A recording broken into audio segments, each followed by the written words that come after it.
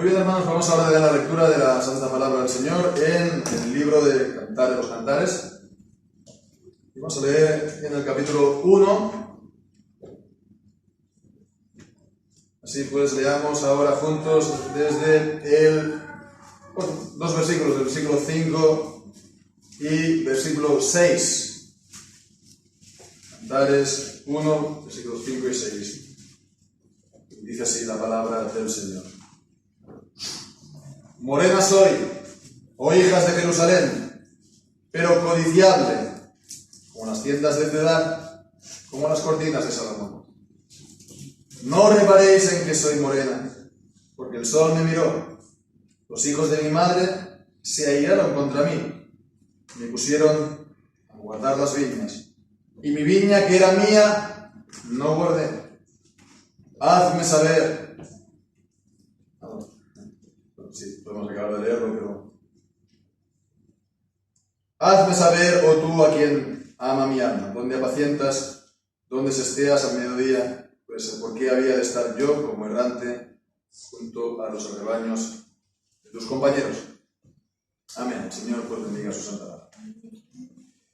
Bien, la semana pasada habíamos comenzado la lectura de este libro de la Escritura, de la Biblia, y bien, pues ya dejamos por sentado la semana anterior que este libro habla en alegoría o en sentido figurado del amor entre Cristo y su iglesia, ¿no? Esto pues lo dejamos ya por sentado, ni tomamos la molestia, lo vamos a hacer tampoco ahora, ni de justificarlo, porque no sea, digamos, hoy en día actualmente la lectura corriente, ni tampoco lo vamos a intentar probarlo por adelantado, sino que es algo que lo vamos a ir viendo, vamos a dejar hablar al libro por sí mismo, ¿no? De acuerdo que no es el sentido evidente, no está el nombre de Cristo o el nombre de la Iglesia puesto aquí explícitamente, pero esa es la interpretación que ha de ser confirmada por el resto de la Escritura. Es el resto de la Escritura que arroja la luz, la clave de la interpretación, la correcta interpretación de este libro de la Biblia. Entonces, pero en todo caso, para ayudar tal vez a comprenderlo mejor, decir simplemente dos apuntes. Primeramente, es alegoría, es sentido figurado. Entonces los personajes son simbólicos. El personaje, por ejemplo, Salomón, él está representando a Dios y particularmente a Cristo, a Jesucristo, ¿no? Y después está el personaje principal de la novia o la esposa, que entonces representa la iglesia, ¿no? Y como decimos, ¿no? ¿Cómo sabemos esto? Pues porque esto es lo que nos dice la Escritura, ¿no? El Salmo 45, el pasaje tan importante de Efesios capítulo 5, ¿verdad? De los deberes entre el marido y la mujer, que el matrimonio sirve para representar la unión entre Cristo y su iglesia. Primera de Corintios igual, en Primera de Corintios capítulo 11, Primera de Timoteo también, capítulo 2, en fin, y después también la misma idea de las bodas del Cordero al final de los tiempos. La iglesia es la novia y ha de ser casada, ya oficialmente, ¿no? Con su desposado, prometido, esposo, el Señor Jesucristo, y ha de ser presentada a él como una esposa limpia, pura, sin mancha ni arruga ni cosa semejante, las bodas del Cordero. Y bien, pues entonces tal vez dirá alguien que, es que no, tampoco figura aquí en el texto que hemos leído aquí, por ejemplo, estos versículos, el nombre de Salomón, o los versículos que vamos a ver, ¿no? Se hace referencia de él, pero como de una tercera persona, ¿no? Los amores son de una pastora y de alguien que no se identifica, ¿no? Si hemos leído alguna vez, estamos familiarizados con este libro. Pero bueno, entonces, ¿cuál es la razón de esto? ¿Cuál es el sentido? A ver, entonces hemos de ver esto como si fuera unas distintas escenas.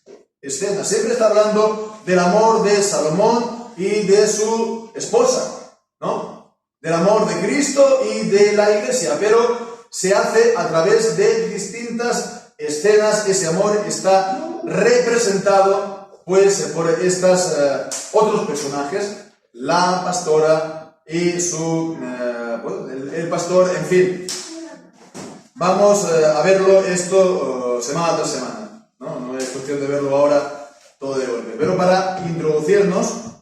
Y también pues, podemos dar brevemente ahora una aclaración más, rápidamente. Por ejemplo, hemos leído aquí en el versículo 6, los hijos de mi madre. ¿Quién es entonces este personaje? La madre de la esposa. Mi madre.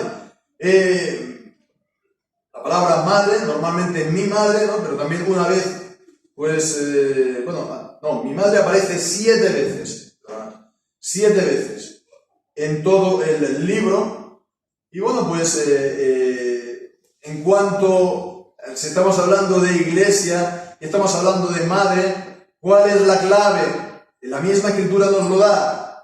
Gálatas capítulo 4 nos dice que Jerusalén celestial es madre de todos nosotros, es decir, la verdadera iglesia, la iglesia invisible, es la verdadera esposa de Cristo y es la madre de los creyentes.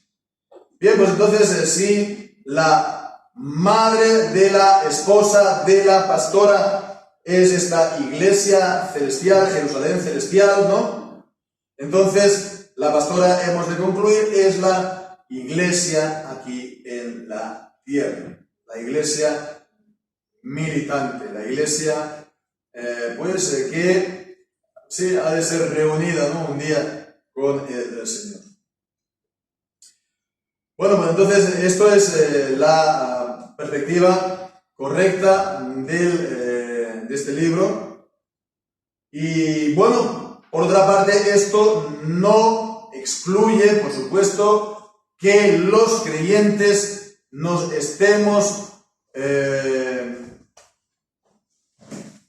nos veamos reflejados en todo lo que dice, que lo podamos apropiar, que nos sintamos pues identificados con lo que aquí dice, porque los creyentes son parte de este cuerpo que es la iglesia.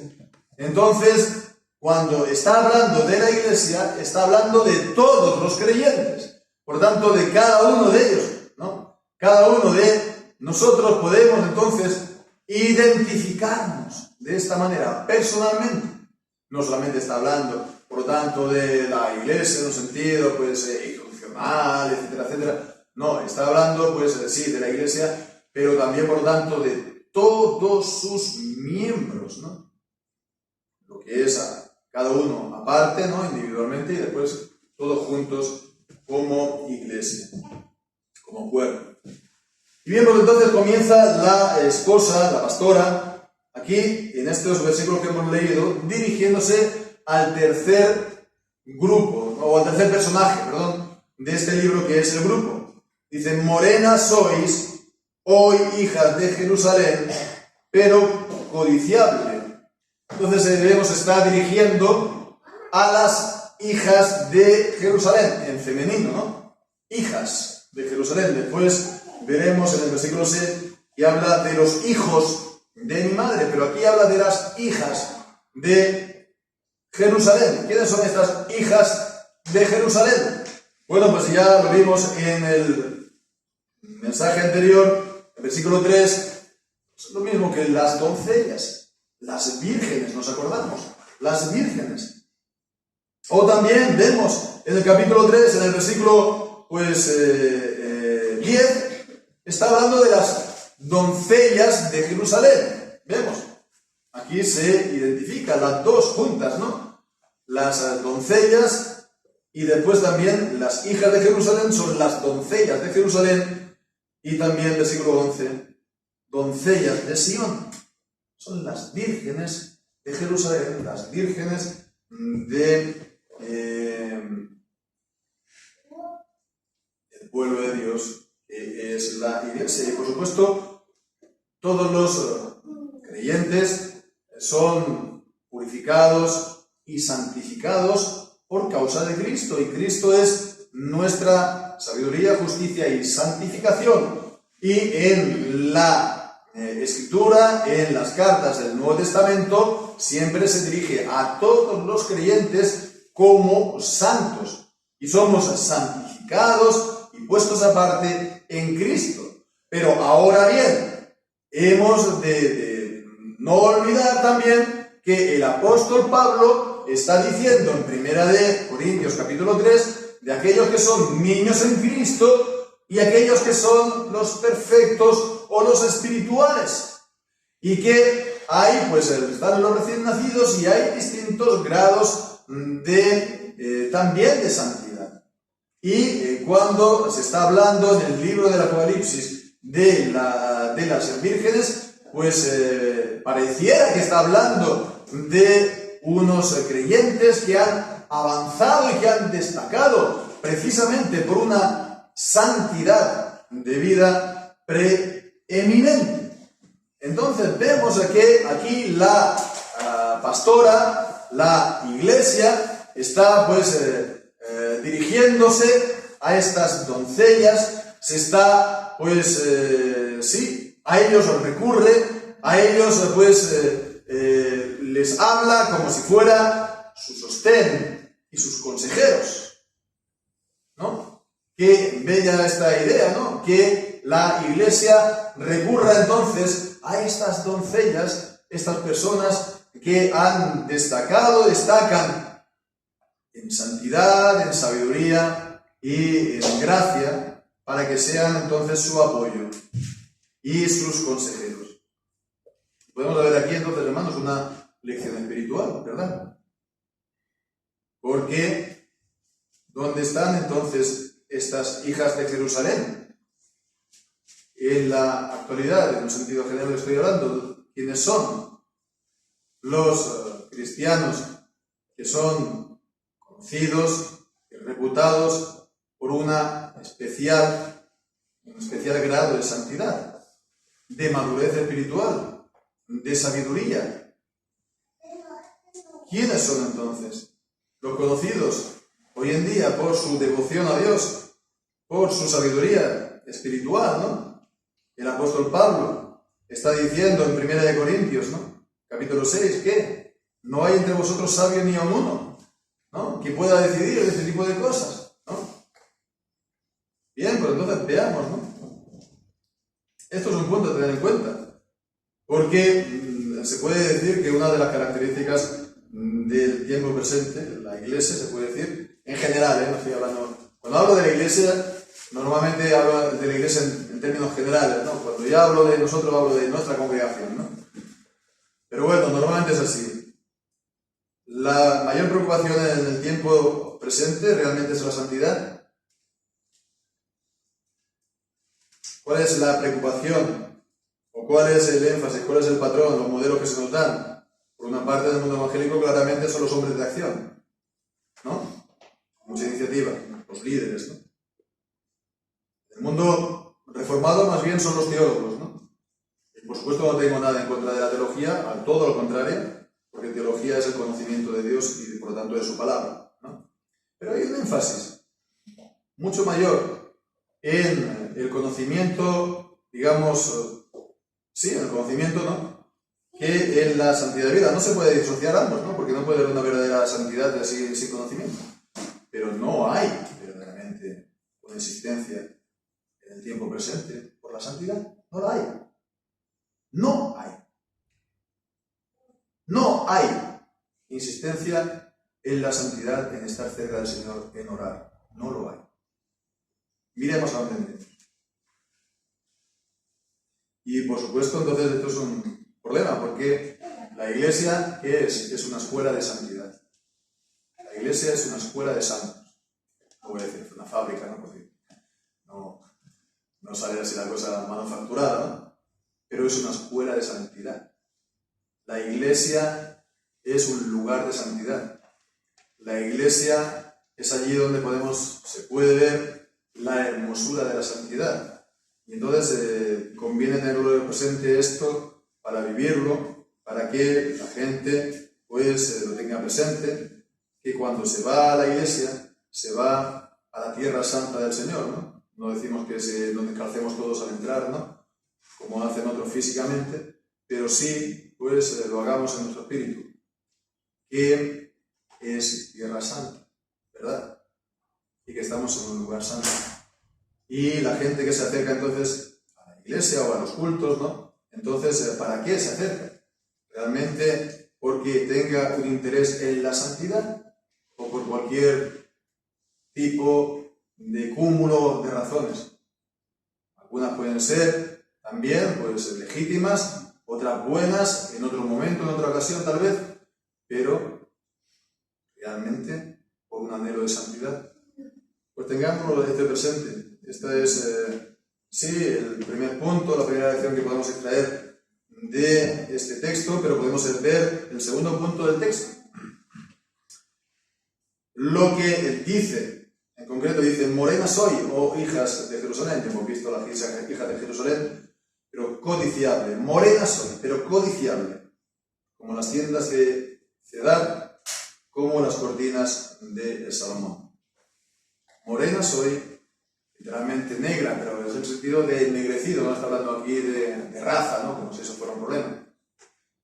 Negra en el sentido de que el sol le ha quemado la piel, el sol le ha dejado reseco, quemado, y entonces la piel se ha convertido en casi una especie de, ¿no? De trozo de cuero, ¿no?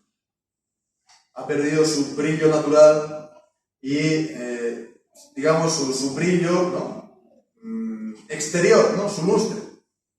Y es lo que está diciendo, morena soy, ¿no? Pero codiciable. Son dos ideas, ¿no? En contraste. Soy morena en este sentido, ¿no? Estoy castigada por el sol, pero codiciable, soy hermosa. Entonces vemos, está contrastando por fuera y por dentro. He sido castigada por el sol, ¿no? Que dice el versículo 6, el sol me miró. Entonces, esto hemos de ver aquí las durezas, ¿no? De la vida, las durezas de la existencia, de este mundo en el que estamos, ¿no? Problemas en los que nos podemos encontrar, las aflicciones que nos vemos, pero también como creyentes nos dice Cristo, en el mundo tendréis aflicción. Y nos dice que nos hemos de encontrar con persecución en el mundo. Y todo esto trae aflicción. Además de ver las aflicciones, de ver nuestro propio pecado y nuestra propia inmundicia y de nuestra propia maldad, ¿verdad? Aunque gracias al Señor, el Señor también extiende sobre nosotros su gracia. Entonces vemos que morena soy, en este sentido, pero codiciable porque es hermosa por dentro. Entonces ahí este contraste que también lo vemos en el versículo 5, la segunda parte, como las tiendas de Cedar, como las cortinas de Salomón. Las tiendas de Cedar eran las tiendas de los habitantes árabes del desierto, tiendas nómadas, y eran de pieles de cabra y negras además, nada especialmente bello por fuera, ¿verdad? En el desierto, que además llenan de polvo, ¿no? Con las tormentas de arena, nada hermoso de ver por fuera, pero dice como las cortinas de Salomón, las cortinas del interior del palacio. Una vez más, entonces, el contraste de la belleza exterior y la belleza interior. Y es lo que nos dice también, ¿no? El Salmo 45, que toda hermosa es la princesa en el interior del palacio. Y nos dice también el apóstol Pedro que a las mujeres, pero hemos de ver eso también como una imagen de la iglesia en su primera carta, ¿no? que el atavío de las cuales no sea el exterior, oro o plata, sino el interior, el incorruptible ornato de un espíritu apacible delante del Señor, el cual es de gran estima. Entonces vemos, ¿no?, que la iglesia no ha de buscar esa apariencia y ese poder y esa presencia exterior en el mundo, ¿no?, de la riqueza, del oro, de la plata y del poder, ¿no?, de la relevancia, como hoy dicen, sino que hemos de buscar lo que decíamos, la santidad y la belleza interior, ¿no?, la gracia del Señor en nosotros. Eso es lo que nos dignifica y eso es lo que realmente nos hace, pues, deseables de desear, como dice aquí. No la belleza exterior, y en eso pues seremos como nuestro Señor Jesucristo, el varón de dolores, ¿no?, que nos dice Isaías 53, que nada atractivo hay en él para que lo deseemos, porque su aspecto se había desfigurado por completo, y no hemos por lo tanto de buscar nosotros el ser mejores o una apariencia más elevada o más bella que la de nuestro Señor.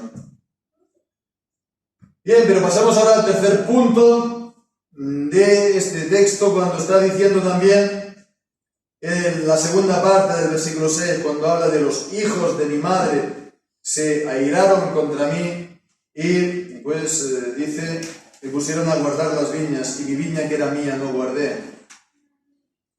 Entonces vemos aquí, el tercer punto son los hijos de mi madre y lo que estos hicieron a la pastora.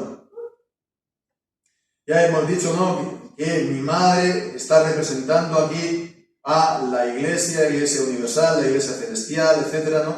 Hemos dicho que aparece 7 veces, ¿no? Y bueno, pues entonces, con hijos, la expresión hijos de mi madre solamente aparece una vez. Es esta única vez que aparece en todo el libro, y no es algo muy positivo, que digamos, como vamos a ver. Aparte de aquí no aparece más. Ya hemos dicho entonces, la madre es la iglesia, pero aquí dice, ella no lo llama mis hermanos, ¿no? Es como aquellos hijos que tienen distinto padre, ¿no?, que la misma madre o distinto padre, o al revés, ¿no?, el mismo padre y distinta madre, y bueno, pues entonces llama a sus hermanos de sangre, ¿no?, como medio hermanos. Esto no lo llama mi hermano, sino los hijos de mi madre. Recuerda un poco la misma historia de Isaac e Ismael. O pues Jacob y Esaú. Entonces, se diría que está diciendo que son hijos de la misma madre, sí, pero no del mismo padre. En el sentido, pues, como vamos a ver también, por lo que le hicieron, ¿no? Se airaron contra mí. Se airaron contra mí y me pusieron a guardar las viñas. Y hemos de recordar entonces lo que dice Mateo capítulo 5, que todo aquel que se airee contra su hermano sin razón, que quedará expuesto al fuego y al juicio del infierno. Es grave, entonces, el airarse sin razón contra alguien, ¿no?, que es entonces la desposada incluso del Señor, la iglesia del Señor. Pero eso viniendo no de fuera, sino de dentro. Porque ellos además dicen que la maltrataron. El sol le miró porque, no dice el por qué, pero miró porque ellos, los hijos de mi madre, se airaron contra mí, me pusieron a guardar mis viñas, pues las viñas, digamos las suyas u otras, ¿no? Lo maltrataron porque la puso a trabajar al calor del día. Ahora vemos aquí, ¿no?, el calor que hace, y aquí estamos bien con el aire acondicionado, pero salimos y ya lo acusamos, ¿no?, de trabajar ahí el tiempo del mediodía, la 1, las 2, las 3, ¿no? Soportando la carga y el calor del día, como dice Mateo 20:12. Y el sol la quemó. Esas aflicciones que le vinieron por sus hermanos, o mejor dicho, por los hijos de su madre. ¿Y quién entonces son los que causaron estas aflicciones? A la pastora, como decimos, de dentro. ¿Por qué ellos lo hicieron? Pues sin duda, por envidia. Porque la vieron toda hermosa y sabían que era pues la prometida del rey Salomón.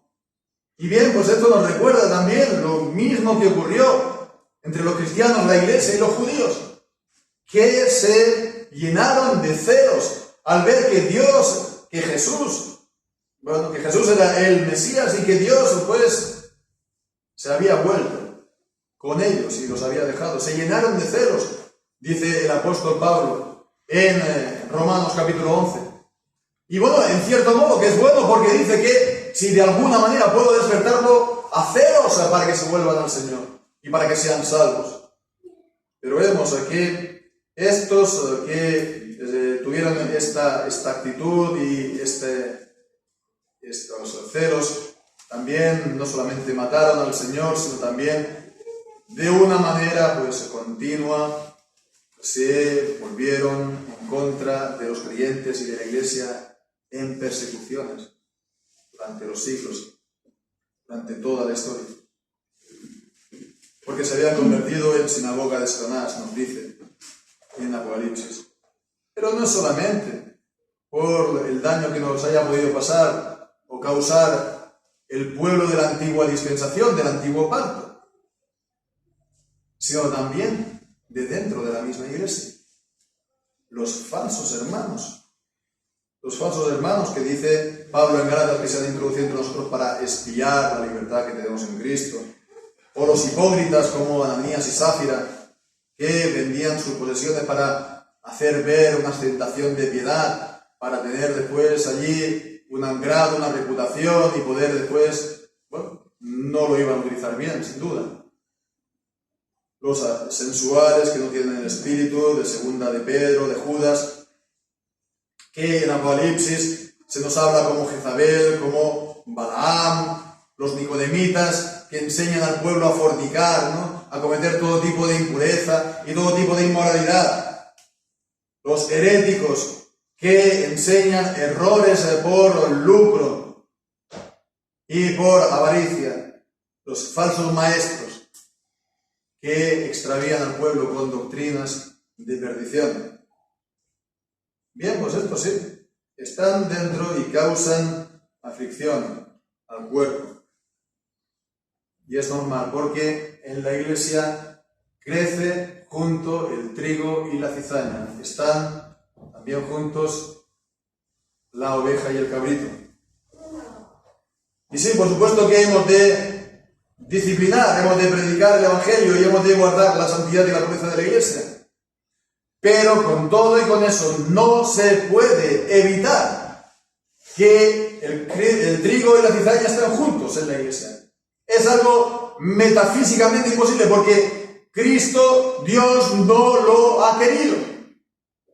Tenemos la parábola en el Evangelio. Dice, no, déjalo que crezcan juntos, no vaya a ser que tú vayas a quitar la cizaña y te llevas el trigo.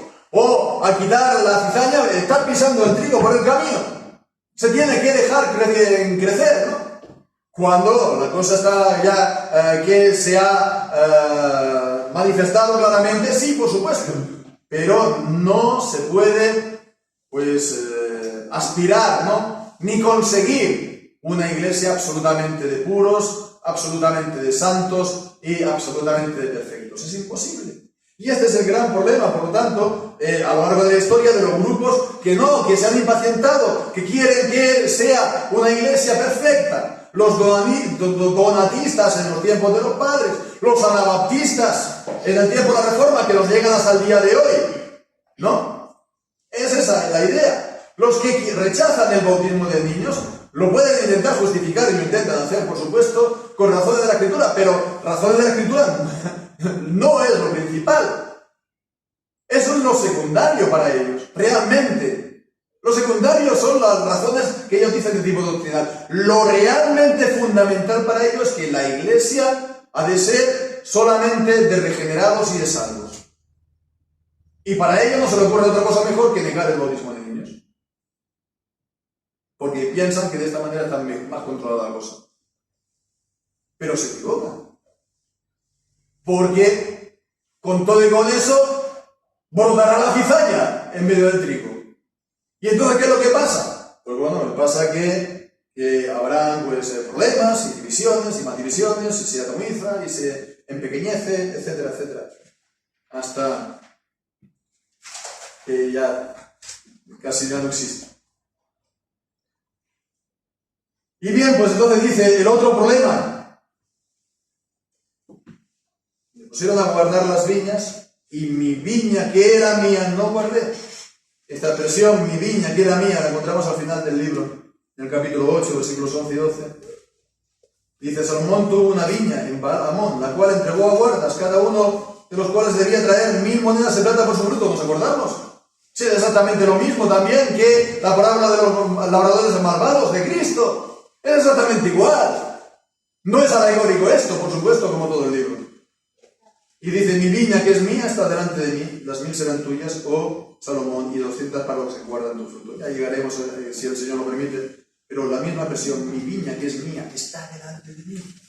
Y entonces vemos como estuvo ocupada, como había sido maltratada, etcétera, no pudo ocuparse de su viña y presentar entonces el fruto adecuado al Señor. La viña no dio el fruto esperado que tenía que presentar. Bien, pues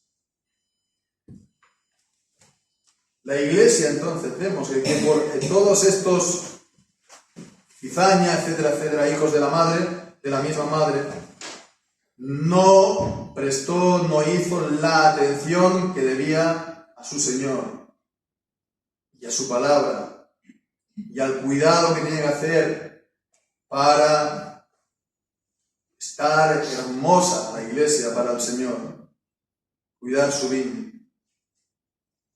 Bien, pues vemos, ¿no?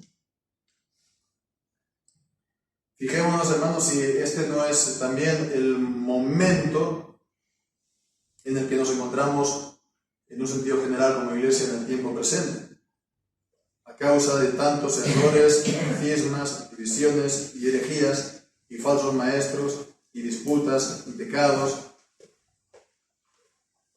La Iglesia no ha sido castigada y ha sido disciplinada por el Señor, no ha sido llevada al cautiverio. No es verdad que ha dejado de dar el fruto que podía dar, que debía dar, el buen fruto para el mundo, de vivir conforme a su dignidad, a la dignidad de la esposa de Cristo, y que esté llena de gracia y de ricos dones al interior, como hemos dicho, por el Espíritu Santo. Y que, como dice el Salmo 45, ¿no?, que sea esa ciudad imponente, ¿no? 45, no 48, ante la cual todos los reyes huyen despavoridos. Toda gloriosa es la princesa en el interior. Pero vemos, con todo y con eso, ¿qué es lo que hace la esposa? ¿Se desespera? No. Busca a Cristo, busca al Señor. Se volvió morena, no guardó su viña, no dio su fruto, pero no niega, no reniega, ni se olvida del Señor, no niega la gracia, no niega la palabra, no niega las promesas del Señor, no niega la obra interior del Espíritu, y entonces ha de buscar el ser avivada al primer amor, como nos dice la palabra.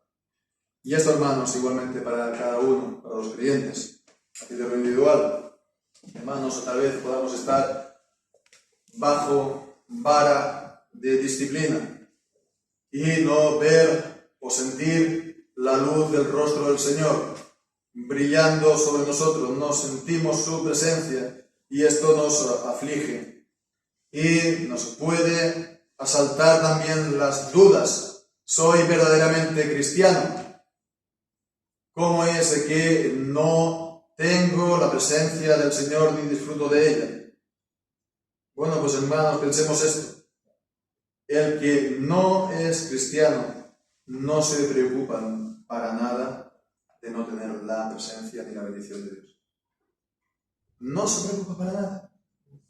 Si uno se preocupa de que no tiene la presencia del Señor, de que no tiene la presencia del Señor, eso es una muestra de que alguna vez la ha tenido.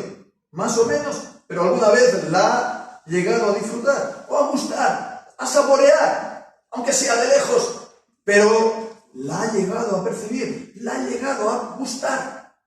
¿Ha gustado la benignidad del Señor alguna vez? Y ha estado entonces, en mayor o menor medida, en la intimidad, en las cámaras privadas del Rey. Hermanos, si es así, entonces vemos, ¿no? Este libro, Cantares, nos ha de servir en todos los sentidos, individual y colectivamente, como el libro del que nos muestra el camino de vuelta al Señor, el buscar al Señor. Buscar al Señor, anhelándolo para gozarnos de nuevo de Él. Nos ha de buscar entonces, nos ha de dar el camino de vuelta para hallarlo, el camino de vuelta en el camino del amor, para disfrutar de Él para siempre. Os queréis que el Señor bendiga su santa.